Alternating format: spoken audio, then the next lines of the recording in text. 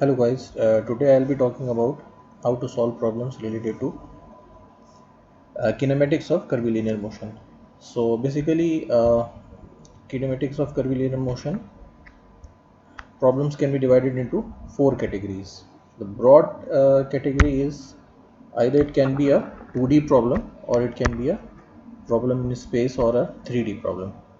So 2D problem or the planar motion problem, depending upon what coordinate system we are been given in the problem, we have to solve in three different ways. So if the problem is of rectangular coordinates, coordinates we all know it's simply the x, y and z coordinate. So if it is simply xyz coordinate, we have to solve it like this. So this is basically the position vector, which is uh, three component, which may have three components or less than three components also, and then we can have this the time rate of change of this position vector is the velocity. So r dot is x dot I, y dot j, z dot k, and then second derivative of r, which is r double dot, is the acceleration, x double dot I, y double dot j, z double dot k. So we're taking up examples of all the cases. So now we take the second type of problem, which is a problem related to the tangential or normal components. So along the direction of velocity is the tangential component, and suppose this is any curved path. So at this point, this is the direction of velocity and this is the tangential component, and normal to this is the normal component.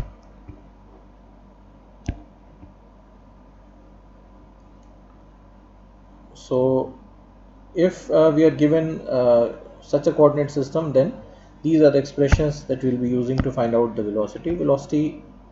All the velocity is r dot, which is equal to v. V is the scalar velocity value, and et is the normal component, e cap t, and the rate of change of this r dot is the acceleration, r double dot, and this is equal to, again, if you see the previous lecture of the notes, you can see how to derive this, how to get this expression.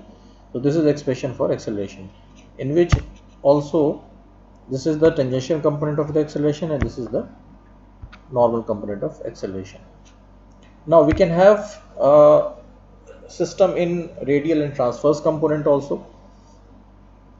So suppose a circular path is being followed, suppose a particle is taking a circular path and we are being given a radius r,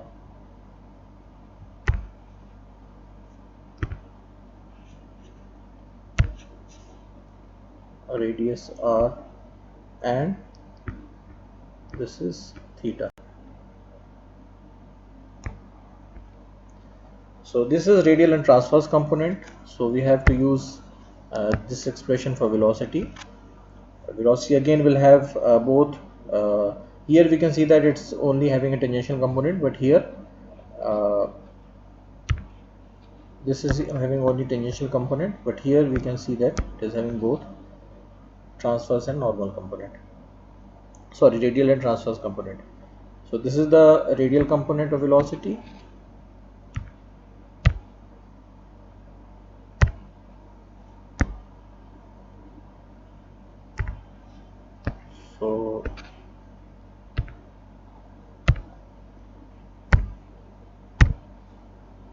So this is basically the radial component of velocity, and this is the transverse component of velocity. Similarly for acceleration, if you derive this, if you find the time derivative of this expression for velocity, you will get the expression for acceleration. It will have again the two components.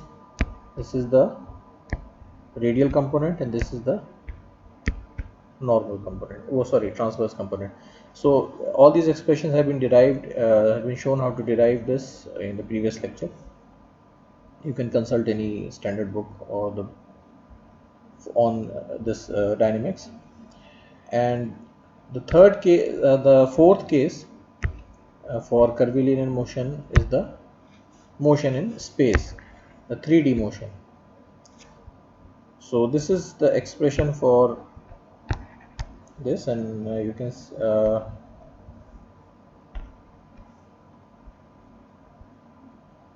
so this is, suppose this is the coordinate system, this is z, this is x, this is y.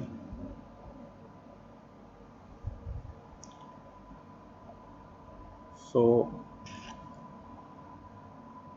and this is the r, and this is theta. So this is the expression for r in terms of this r theta coordinate system, talking about this. And this is the velocity, the time rate of change of this r. Again it will have, you can see that this is having radial, this is transverse, and the component along z direction. This is acceleration. If you differentiate the velocity, you will get the expression for acceleration having components in radial, this is transverse, and this is the z direction is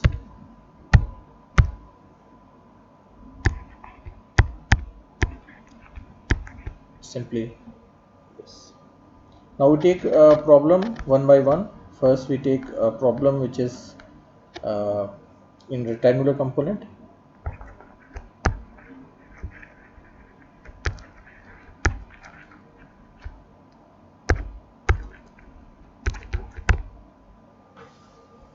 So rectangular component. So this is the problem. A girl operates a radio controlled model car, the car which usually children play, remote control car, in a vacant parking lot. The girl's position is at the origin. This is the origin where the girl's position is at the origin, and xy coordinate axis, the axis xy coordinate axis, this is s, this is y, this is xy coordinate axis, and this is an axis is in the plane of the ground, so the car is moving in xy plane. The motion of the car is defined by the vector. This is the vector which defines the motion of the car, ij coordinate system, where r and t are expressed in meters per second respectively. Determine the distance between the car and the girl at time is equal to 2 seconds. So basically you have to find out r. This is the solution for the first part. You have to find out r at time is equal to 2 seconds. So this is r at time 2 seconds. Put the value of t as 2, you will get the this is the vector and this is the magnitude. Now the second part is the distance the car traveled in interval from time 0 to time 2 seconds. So distance traveled by the car. So this ds is the distance traveled by the car, and so you can see that x from this is basically x and this is y. So x here is 2 plus 2t square, and y is equal to 6 plus t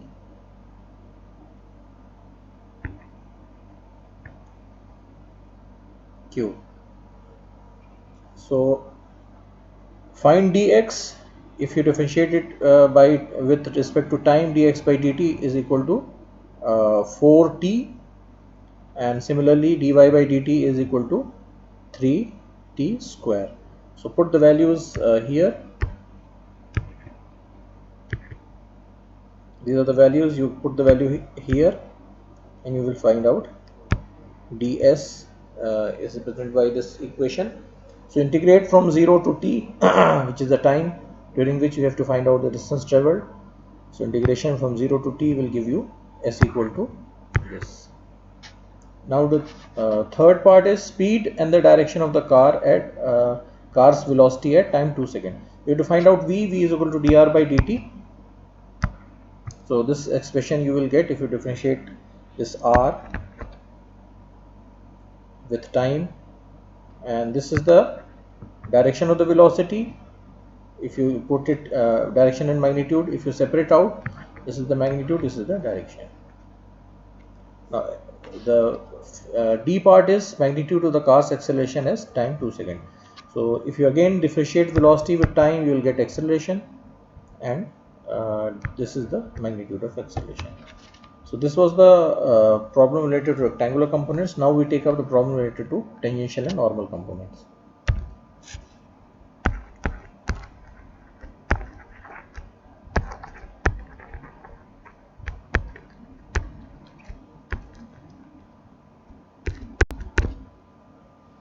Now tangential and normal component. So this is a problem. A motorist starts from rest at point A. So this is the point where it starts on a circular entrance ramp at time 0 seconds, increases the speed of her automobile at a constant rate and enters the highway at point B. So this is the point where it enters the highway.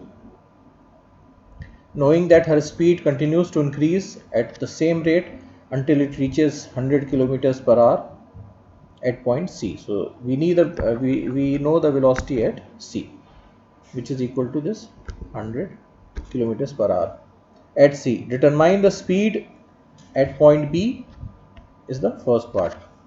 So for that we need to find out, we know the initial velocity, which is 0, and we know that the velocity at point C is 100 kilometers per hour. So the total distance traveled is also being provided here. We can find out from this. So this is A to B. We can find out the distance traveled. This is here pi by 2, 150. So this is the distance traveled from A to B, and C to B to C is 100. So this is the total distance traveled. So from this expression we can find out the acceleration, the tangential component of acceleration. So at is equal to v1 square minus v0 square upon 2s. v0 is 0. Convert v1 to meters per second, so you will get the acceleration. Now at point B we know the acceleration, because here it is given that, knowing that her increases at the same rate. So the acceleration is same, it's not changing. So we can find out velocity at B by this expression, and SB we know is this. So VB we can be found VB is equal to this by this expression. Now at time first part is at time speed at B is what we have already obtained. So at time t is equal to 20 seconds, sorry, this is the B part, the magnitude of total acceleration when time is equal to 20 seconds. So at time is equal to 20 seconds we can find out velocity from this expression. Acceleration we already know, the tangential acceleration is this, time is 20 seconds. So this is 22.99 meters per second. Now since V is less than the VB, so car is still on the curve. If it would have been, because there is an acceleration, so the car speed is constantly increasing. So if it would have been, if the V value would have been more than VB, then the car would have already reached the highway, but it is less than VB, so it is still on the curve. So V total acceleration will have a, because it's a curve, it will have a normal component also. Normal component is given by this expression. So this is the normal component of acceleration. So total magnitude of acceleration is given by this. So this was the problem related to tangential and normal component. Now we take a problem related to radial and transverse component.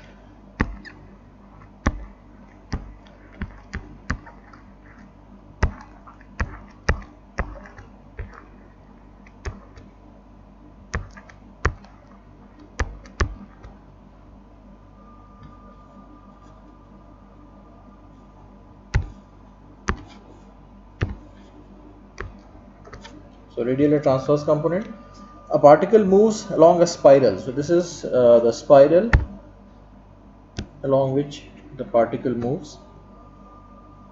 Determine the magnitude of velocity, and the expression is also given here. Determine the magnitude of velocity of the particle in terms of b, theta and theta naught.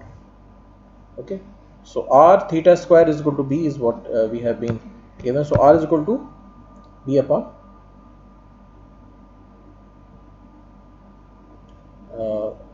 here it is some mistake. This is the right expression. So r is equal to b upon theta square. So if you differentiate this, if we take the time derivative of this, so r dot is equal to minus 2b theta q upon theta dot. So this is simply differentiating it. Now for radial and transverse component, radial component of velocity, as we see from the expression, is equal to r dot, and this is equal to r dot. Now transverse component is v theta, and this is equal to r theta dot. So put the value of theta dot, r here, and this you will get the transverse component of velocity. Now the magnitude of velocity is equal to vr square upon v theta square under root. So if you put the value of vr and v theta, this is what you will be getting. This is basically the magnitude of velocity. Now we take the problem related to space. Motion is space.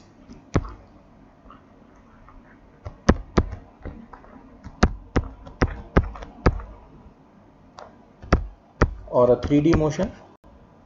So can you see the problem? The motion of the particle on the surface of a right circular cylinder is defined by relation r is equal to a, theta is equal to 2 pi t, and z is equal to b sine 2 pi nt, where a, b are constant and n is an integer. Determine the magnitude of the velocity and acceleration of the particle at any time t. So for velocity, we know the expressions that we have to use. These are the expressions that we have to use. Sorry, not this one. Velocity, and this is for acceleration. So we need the values for r dot, r theta dot, z dot for velocity, r double dot, r theta dot, then r dot, theta dot, and theta double dot, and z double dot. So this all values we need to find out the velocity and acceleration. So this is exactly what we'll be doing here. We'll be finding out r dot is 0, r double dot is 0, theta is this, theta dot is this, theta double dot is 0. This is z, this is z dot, this is z double dot. Now simply put the values from the expression of velocity. Put the values of r dot, r, theta dot, and z dot. So if you put the values, you will get this expression for velocity. This is the vector, this is the magnitude. Now again put the values for r dot, r double dot, r theta dot. Similarly here r theta double dot, r dot, theta dot, and z double dot for in the expression for acceleration. Put the values and you will get the magnitude of acceleration.